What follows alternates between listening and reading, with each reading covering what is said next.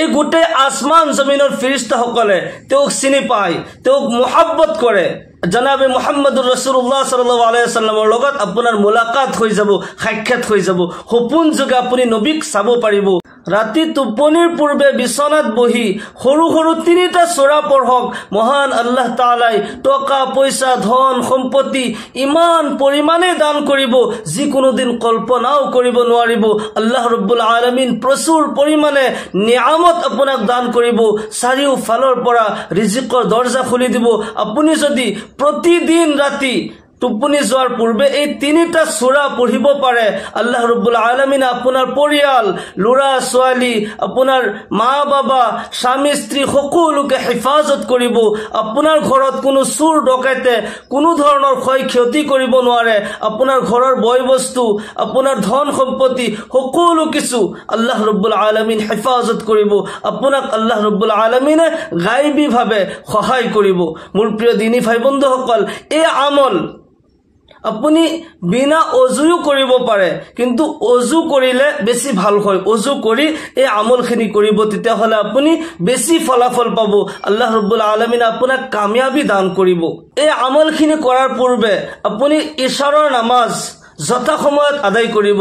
আমাৰ পুৰুষসকল মছজিদত যায় বা জামাত নামাজ আদায় কৰিব।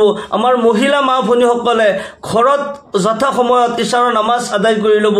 ইশাৰৰ নামাজ পঢ়ি খানা খাই লৈ যেতিয়া আপুনি টোপনি যোৱাৰ কাৰণে তৈয়াৰী কৰিব, আপুনি ঘৰৰ দৰজা খিৰিকী যেতিয়া বন্ধ কৰিব, বিসমিল্লাহ কৈ দৰজা খিৰিকী বন্ধ কৰিব। যেতিয়া দৰজা খিৰিকী আপুনি বিসমিল্লাহ কৈ বন্ধ কৰে, সেই দৰজা খিৰিকীত শয়তানে হাত লগাব নোৱাৰে, শয়তানে হেয়া খুলিব নোৱাৰে। আল্লাহ ৰাসূল সাল্লাল্লাহু আলাইহি ওয়াসাল্লামে কয়, বিসমিল্লাহ কৈ সকলো কাম আৰম্ভ কৰা, তাতে বৰকত হ'ব, শয়তানৰ হাত নাথাকে। আপুনি যেতিয়া বিছনাত শুবলৈ যাব, ইশাৰৰ নামাজ পঢ়ি খানা খাই লৈ যেতিয়া শুব, আপুনি শুই লৈও এই আমলখিনি কৰিব পাৰিব, নাইবা বিছনাত বহি বহিও এইখিনি আমল কৰিব পাৰিব। বিনা অজুও আপুনি আমলখিনি কৰিব পাৰে, কিন্তু বেছি ভাল হয় আপুনি অজু কৰি লৈ ধুনীয়াকৈ অজু কৰি এইখিনি আমল কৰিব। তেতিয়া আল্লাহ ৰব্বুল আলামিনে আপোনাক পছন্দ কৰিব, আপোনাৰ সেই আমলত কামিয়াবি দান কৰিব। ধুনীয়াকৈ অজু কৰিলে নিজৰে ফায়দা আছে। আল্লাহ ৰসুল জনাবে মুহাম্মদুৰ ৰাসূলুল্লাহ সাল্লাল্লাহু আলাইহি ওয়াসাল্লাম ইৰশাদ কৰে, যি ব্যক্তিয়ে 5 ওয়াক্ত নামাজৰ সময়ত অজু কৰে, তাৰ অজুৰ অংগবোৰ হাত ভৰি চেহেৰা এইবোৰৰ দ্বাৰা যিবোৰ সগীৰা গুনাহ আছিল, সেইবোৰ গুনাহ অজুৰ পানীৰ লগে লগে খহি পৰে, সেইবোৰ গুনাহ মাফ হৈ যায়। সুবহানাল্লাহি বিহামদিহি। মা আয়েশা সিদ্দিকা ৰাদিয়াল্লাহু আনহাৰ পৰা বৰ্ণিত, তেখেতে ৰাসূলুল্লাহ সাল্লাল্লাহু আলাইহি ওয়াসাল্লামক প্ৰশ্ন কৰিছিল, ইয়া ৰাসূলুল্লাহ সাল্লাল্লাহু আলাইহি ওয়াসাল্লাম, কিয়ামতৰ দিনাখন অগণন মানুহ তাতে জমা হ'ব। হাশৰৰ ময়দানত হযৰত আদম আলাইহিস সালাতু ওয়াস সালামৰ পৰা কিয়ামতৰ আগলৈকে যিমান মানুহ এই পৃথিৱীত আহিছে, সকলো ইন্তেকাল হৈছে, সকলো মানুহ তাতে জমা হ'ব। তাৰে মাজত আপোনাৰ উম্মতক আপুনি কেনেকৈ চিনি পাব? আল্লাহ ৰাসূল জনাবে মুহাম্মদুৰ ৰাসূলুল্লাহ সাল্লাল্লাহু আলাইহি ওয়াসাল্লাম উত্তৰত কয়, আয়েশা, এক ফিল্ডত যদি 1000 কুলা ঘোঁৰা এৰি দিয়া হয়, তাৰ ভিতৰত তোমাৰ ঘোঁৰা যদি কপালত বগা দাগ থাকে, তুমি 1000 ঘোঁৰাৰ ভিতৰত তোমাৰ ঘোঁৰা চিনি পাবানে নাই? মা আয়েশা সিদ্দিকা ৰাদিয়াল্লাহু আনহা কয়, নিশ্চয় মই মোৰ ঘোঁৰাক চিনি পাই যাম, কাৰণ তাৰ কপালত বগা দাগ আছে।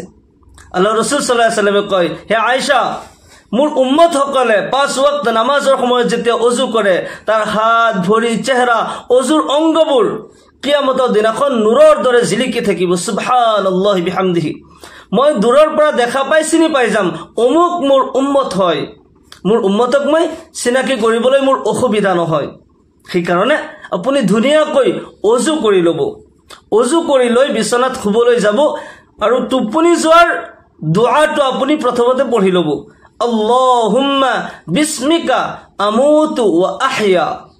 এইটো হৈছে টোপনিৰ দুআ। তাৰ পিছত আপুনি 1 নম্বৰ আমল হ'ল সূৰা ইখলাছ 3 বাৰ আপুনি পাঠ কৰিব। বিসমিল্লাহিৰ ৰহমানিৰ ৰহিম, কুল হুৱাল্লাহু আহাদ, আল্লাহুস সামাদ, লাম ইয়ালিদ ওয়া লাম ইউলাদ ওয়া লাম ইয়াকুল লাহু কুফুৱান আহাদ। এই সূৰা 3 বাৰ পড়িব সূৰা ইখলাসৰ ইমানেই ফজিলত আল্লাহৰ ৰাসূল জনাবে মুহাম্মদুৰ ৰাসূলুল্লাহ সাল্লাল্লাহু আলাইহি ওয়াসাল্লামে কয় যি ব্যক্তিয়ে সূৰা ইখলাস এবাৰ পাঠ কৰিলে তেও কুৰআনে কাৰীমৰ 10 পাৰা তিলাওয়াত কৰাৰ সওয়াব পালে আৰু যিজনে 2 বার পাঠ করিলে তো 20 পারা তিলাওয়াতের সওয়াব পালে আর যিজনে 3 বার পাঠ করিলে তো কুরআনে কারীম খতম করার সওয়াব পালে সুবহানাল্লাহি বিহামদি অকল হেয়াই নহয় সূরা ইখলাস যদি 10 বার আপনি পাঠ করিব পারে আল্লাহর রাসূল জনাবে মুহাম্মদুর রাসূলুল্লাহ সাল্লাল্লাহু আলাইহি ওয়াসাল্লামে কয় যে ব্যক্তিয়ে সূরা ইখলাস 10 বার পাঠ করিলে আল্লাহ রাব্বুল আলামিন তার কারণে জান্নাতত একটা বিল্ডিং তৈয়ার করে দিয়ে সুবহানাল্লাহ হযরত উমর রাদিয়াল্লাহু তাআলা আনহু প্রশ্ন করিলে ইয়া রাসূলুল্লাহ সাল্লাল্লাহু আলাইহি ওয়াসাল্লাম তেতে হলে যদি আমি 20 বার তিলাওয়াত করু 50 বার তিলাওয়াত করু 100 বার তিলাওয়াত করু তেতে হলে এনেকুৱাকে আমি তো অগণন বিল্ডিং জান্নাতত তৈয়াৰ কৰিব পাৰিম আল্লাহ ৰাসূল সাল্লাল্লাহু আলাইহি ওয়াসাল্লামে কয় হে উমৰ তুমি সূৰা ইখলাস তিলাওয়াত কৰি কৰি তুমি হয়তো ভাগৰি যাবা আল্লাহ ৰাব্বুল আলামিনে তোমাক দান কৰিবলৈ কমি নকৰে তুমি যিমান পঢ়িবা আল্লাহ সিমানেই তোমাক জান্নাতৰ বিল্ডিংৰ মালিক বনাব সুবহানাল্লাহ মাথু এইখিনিয়ে নহয় আল্লাহৰ ৰাসূল সাল্লাল্লাহু আলাইহি ওয়াসাল্লাম এদিনাখন হযৰত জিবৰাইল আলাইহিস সালাতু ওয়াস সালামৰ লগত একেলগে বহি আছিল জিবৰাইল আলাইহিস সালাম ফেৰেশতা সকলৰ সর্দার দুইজন বহি আছে রাস্তা দি গৈ আছিল হযরত আবু যর গফফারি রাদিয়াল্লাহু তাআলা আনহু আল্লাহর নবীর সাহাবা হযরত জিবরাইল আলাইহিস সালামে প্রশ্ন করিলে ইয়া রাসূলুল্লাহ সাল্লাল্লাহু আলাইহি ওয়াসাল্লাম হেজন আপনার সাহাবা আবু যর গফফারি নহয় জানো আল্লাহু আকবার নবী সাল্লাল্লাহু আলাইহি ওয়াসাল্লামে কয় হেজন আবু যর গফফারি হয় আপনি কেনে কই চিনি পালে হযরত জিবরাইল আলাইহিস সালামে কয় ইয়া রাসূলুল্লাহ সাল্লাল্লাহু আলাইহি ওয়াসাল্লাম আপনার সাহাবা হযরত আবু যর গফফারিক মই অকল চিনি নাপাও মই তাক মুহাব্বত কৰো অকল ময়ে নহয় এই গোটে আসমান জমিনৰ ফেৰেশতা সকলে তেওক চিনি পায় তেওক মুহাব্বত কৰে খুদ আল্লাহ ৰাব্বুল আলামিন আবু যৰ গফফাৰিক মুহাব্বত কৰে আল্লাহর রাসূল সাল্লাল্লাহু আলাইহি ওয়াসাল্লামে কয় তার ঈমান মর্তবা কিয় হযরত জিবরাইল আলাইহিস সালামে কয় কিয়নো আবু যর গফফারি প্রতিদিন সূরা ইখলাস বেশি বেশি কই তিলাওয়াত করে এনি টাইম উঠা বহা করতে চলাফেরা করতে এনি টাইম সূরা ইখলাস বেশি বেশি তিলাওয়াত করে যার কারণে সকল আসমান জমিনের ফেরেশতাই হযরত আবু যর গফফারিক চিনি পায় মুহাব্বত করে খুদ আল্লাহ রাব্বুল আলামিন তাক মুহাব্বত করে সুবহানাল্লাহি বিহামদিহি সেই কারণে সূরা ইখলাস বেশি বেশি পাঠ করিব লাগে সূরা ইখলাসৰ বহুত ফজিলত আছে সূৰা ইখলাসৰ ভিতৰত তাওহীদৰ তালিম দিয়া হৈছে আল্লাহ ৰাব্বুল আলামিনৰ ধুনিয়াকৈ পৰিচয় দিয়া হৈছে কুল হুয়াল্লাহু আহাদ হে নবী আপুনি কৈ দিয়ক আল্লাহ এক অদ্বিতীয় আল্লাহুস সামাদ আল্লাহ বেনিয়াজ কাৰো মুখাপেক্ষী নহয় লাম ইয়ালিদ ওয়ালাম ইউলাদ তেও কাৰো পৰে জন্ম লোৱা নাই কাকু জন্ম দিয়াও নাই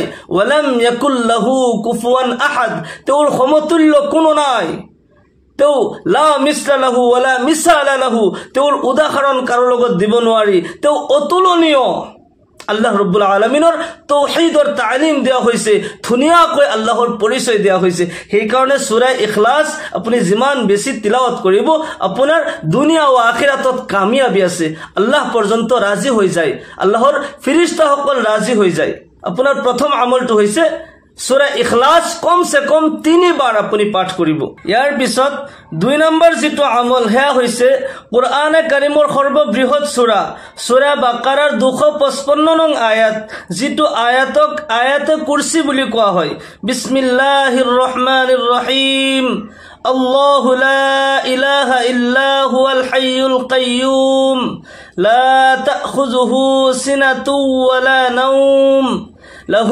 ما في السماوات وما في الأرض من ذا الذي يشفع عنده إلا بإذنه يعلم ما بين أيديهم وما خلفهم ولا يحيطون بشيء من علمه إلا بما شاء وسع كرسيه السماوات والأرض ولا يؤوده حفظهما وهو العلي العظيم ইয়া হৈছে আয়াতে কুরসি এবাৰ আপুনি পাঠ কৰিব এই আয়াত যদি আপোনাৰ মুখস্থ নাই আপুনি ধুনিয়াকৈ লিখি লৈ এই আয়াত মুখস্থ কৰি লব আয়াতুল কুৰসিৰ বহুত ফজিলত আছে আল্লাহর নবী জনাবে মুহাম্মদুর রাসূলুল্লাহ সাল্লাল্লাহু আলাইহি ওয়াসাল্লামে কয় যে ব্যক্তি রাতি টোপনির পূর্বে আয়াতুল কুরসি পড়ি তেও খুব আল্লাহ রব্বুল আলামিন এজন ফেরেশতা নিযুক্ত কৰি দিব সিকিউৰিটি হিসাবত, যাতে কোনো চোৰে তাৰ ঘৰৰ পৰা চুৰ কৰি নিব নোৱাৰে, কোনো দুশ্মনে কোনো ধৰণৰ ক্ষয়ক্ষতি কৰিব নোৱাৰে, কোনো হিংস্ৰ প্ৰাণীয়ে জংগলী কোনো জীৱ জন্তুই যাতে সেই ঘৰৰ কাকোৱে কোনো ধৰণৰ ক্ষয়ক্ষতি কৰিব নোৱাৰে। আল্লাহ ৰব্বুল আলামিনে ফেৰেশতাৰ যোগেদি মদত কৰিব, সহায় কৰিব। সুবহানাল্লাহ। আল্লাহর নবী সাল্লাল্লাহু আলাইহি ওয়াসাল্লামে কয় যে ব্যক্তিয়ে 5 ওয়াক্ত ফরজ নামাজৰ পিছত আয়াতুল কুৰসি এবাৰকৈ পাঠ কৰিব তাৰ জান্নাতত যোৱাৰ কাৰণে একমাত্ৰ মৌতেই বাধা হ'ব। ইয়াৰ মানে হৈছে যে ব্যক্তিয়ে 5 ওয়াক্ত ফৰজ নামাজৰ পিছত আয়াতুল কুৰসি পাঠ কৰিব তার মৃত্যু হওয়ার লগে লগে জান্নাত পাই যাব, আল্লাহ রব্বুল আলামিনে জান্নাত দান করিব। সুবহানাল্লাহ। অন্য একটি রিওয়ায়াতত আহিছে আল্লাহ রাসূল সাল্লাল্লাহু আলাইহি ওয়াসাল্লামে কয় যিজনে 5 ওয়াক্ত ফরজ নামাজৰ পিছত আয়াতুল কুৰসি পাঠ কৰে তাৰ মৌত এনেকুৱাকে হ'ব যে সন্তানে মাকৰ কোলাত গাখীৰ খাই আছে, ইমান শান্ত সুস্থভাৱে তোৰ মৌত হ'ব। সুবহানাল্লাহ। এনেই কিন্তু মৌতৰ বহুত যন্ত্ৰণা আছে, মৌত বহুত কষ্টকৰ হয়, কিন্তু এই আমল কৰিলে মৌত বহুত সহজ হৈ যাব আৰু মৃত্যুৰ পিছত লগে লগে আপুনি জান্নাত পাই যাব। আয়াতুল কুৰসিৰ বহুত ফজিলত আছে। আপোনাৰ 2 নম্বৰ আমল হৈছে আপুনি আয়াতুল কুৰসি পাঠ কৰিব। আপুনি চাই চাই পঢ়িলেও আপুনি একেই সওয়াব পাব, কিন্তু মুখস্থ কৰি ল'ব বেছি আপোনাৰ কাৰণে সহজ হ'ব। 3 নম্বৰ যেটো আমল, এই আমল এবাৰ কৰিলে মহান আল্লাহ তাআলাই লগে লগে আপোনাৰ ওপৰত 10টা ৰহমত অৱতীৰ্ণ কৰিব, 10টা গুনাহ মাফ কৰি দিব। আপোনাৰ নামে আমলৰ পৰা 10টা গুনাহ মাফ কৰি আপোনাক 10টা মৰ্যাদা বুলন্দ কৰি দিব। আল্লাহ ৰব্বুল আলামিন নিজে আপোনাৰ প্ৰতি ৰাজি আৰু খুশি হৈ যাব। এনেকুৱাও হ'ব পাৰে এই আমল কৰিলে সেইদিনা ৰাতি জনাবে মুহাম্মদুৰ ৰাসূলুল্লাহ সাল্লাল্লাহু আলাইহি ওয়াসাল্লামৰ লগত আপোনাৰ মুলাকাত হৈ যাব, সাক্ষাৎ হৈ যাব। সপোন যোগে আপুনি নবীক চাব পাৰিব, নবীৰ লগত সাক্ষাৎ কৰিব পাৰিব। সুবহানাল্লাহি বিহামদি। এনেকুৱা খুশ নসিব কোন হয় যে এই আমল কৰিব, নবীৰ মুহাব্বতত নবীৰ ওপৰত দুৰুদ শৰীফ পঢ়িব। 3 নম্বৰ আমলটো হৈছে নবীৰ ওপৰত দুৰুদ শৰীফ পঢ়া।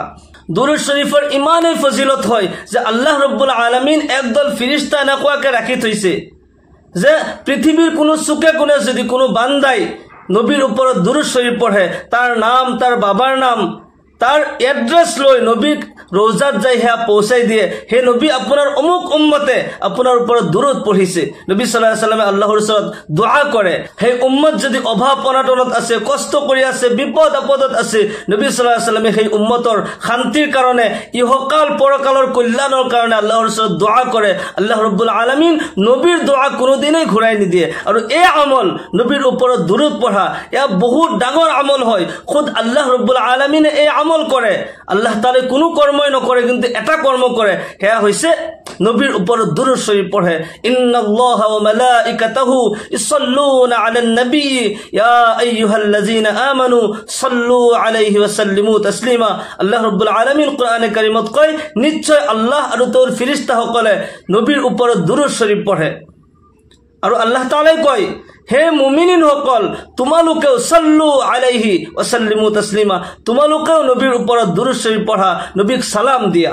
যদি আপুনি এই 3টা আমল কৰিব পাৰে, প্ৰতিদিন ৰাতি বিছনাত বহি হোক বা শুই হোক, টোপনিৰ পূৰ্বে এই 3টা আমল যদি আপুনি কৰে, আল্লাহ ৰব্বুল আলামিন আপোনাক গাইবী ইমদাদ কৰিব, জীৱনৰ অভাৱ অনাটনবোৰ দূৰ কৰি দিব, জীৱনত প্ৰচুৰ পৰিমাণে নিয়ামত দান কৰিব, চাৰিওফালৰ পৰা ৰিজিকৰ দৰ্জা খুলি দিব।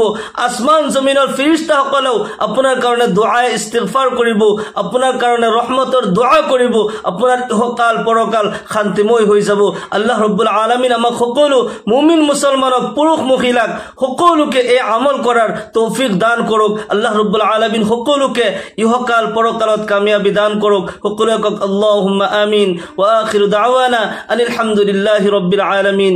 আসসালামু আলাইকুম ওয়া ৰাহমাতুল্লাহি ওয়া বাৰাকাতুহু।